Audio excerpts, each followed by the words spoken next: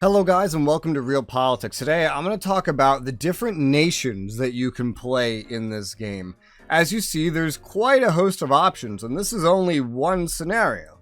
There is a grand campaign, some smaller campaigns inside that grand campaign, and there are multiple other campaigns. Other than the main one, which is The World Is Not Enough, there is The Dawn of Tomorrow going from 2020 to 2050, and then the New World Order, which has a longer loading screen, in 2222. This one really breaks the map up into tiny little pieces. I'll talk a little bit about all of them, but the focus is going to be on The World Is Not Enough, because this is the grand campaign of the game and where most of the attention went to. This game does have some stories kind of scripted into it. For example, America and China gearing up to go to war over the Pacific. There are ways to avoid it, but those are not necessarily desirable. There are also formable nations that we will talk about, but to get it out of the way, first and foremost, no matter what nation you play as, every nation is functionally the same. What makes them different is their development levels, their amount of population, and then the specifics of what research/projects you activate.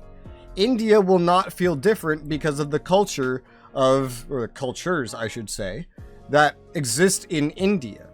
There will be not a lot of difference between an African nation that starts doing really well and a European nation. In fact, of similar size and wealth, they will act exactly the same. When you're playing the grand campaign, then what nation you pick just depends on what region of the world you want to be in, what flavor you wish to have, and what story events you might wish to have.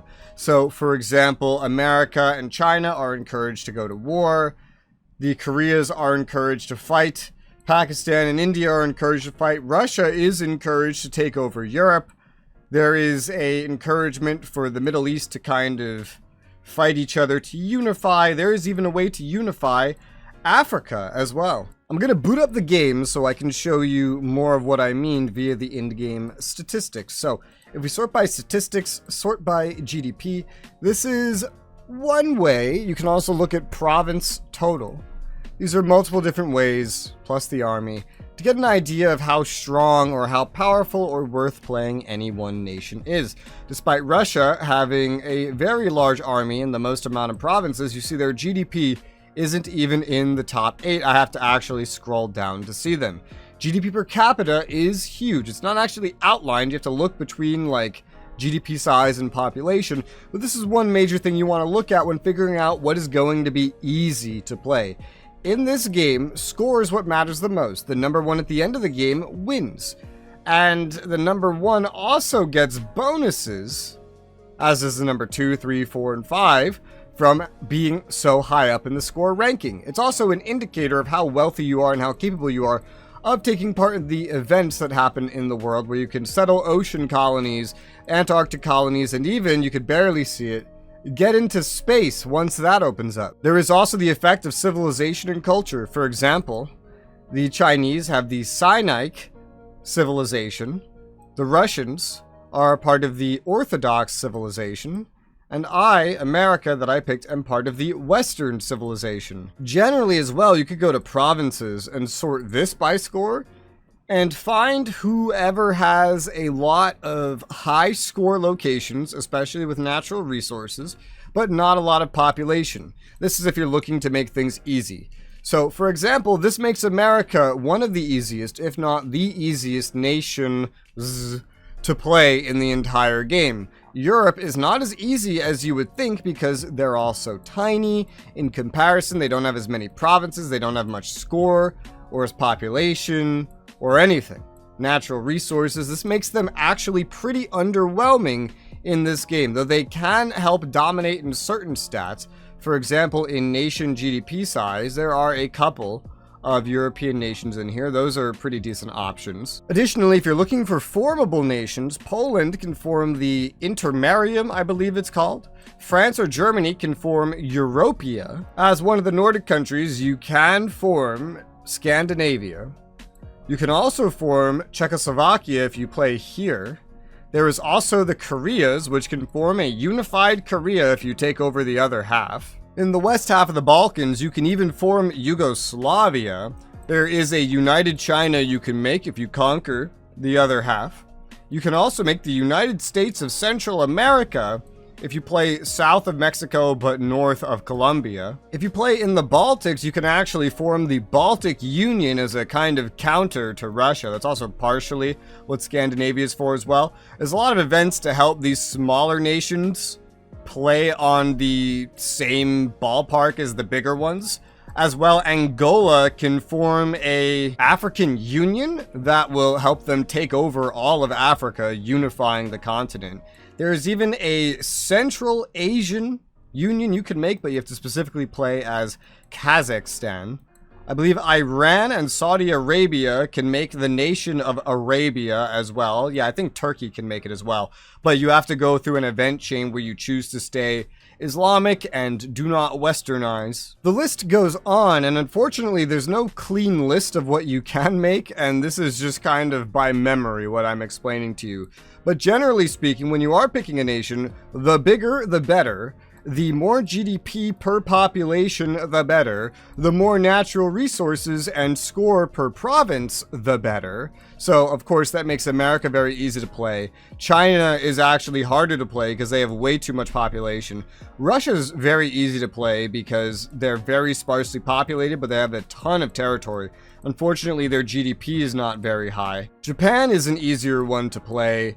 Germany, France, UK are probably the easiest European ones to play, and then, you know, Poland aside, being able to form the intermarium, you also get to be further away from Russia, which is a problem because diplomacy in this game works via blocks. If I get someone in my block, then that person's army is effectively part of my own. Russia starts out with the only block in the game at the beginning, having Belarus, and they can easily add more, making them more powerful and making these smaller European nations kind of problematic, hence all the capabilities to unify them into bigger states. In the Dawn of Tomorrow, the campaign is not quite as scripted, it's not quite as interesting in terms of events, but the big boys all get split up. Canada gets split up, America gets split up, China, Russia gets split up, all the strongest nations get split up. Iran gets a little bit bigger, the intermarium starts out formed, Europia starts out formed, kind of a mixture of Germany and France. The UK actually has to be reformed, among other things. There is, this is another thing you can make, even in the grand campaign, The World Is Not Enough, is Portugalicia.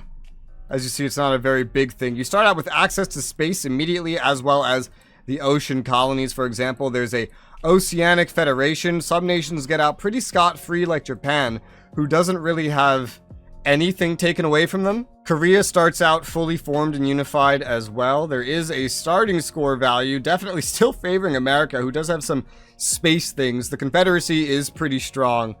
There is also California, but they're not as strong, even though they own more than just California and Mexico.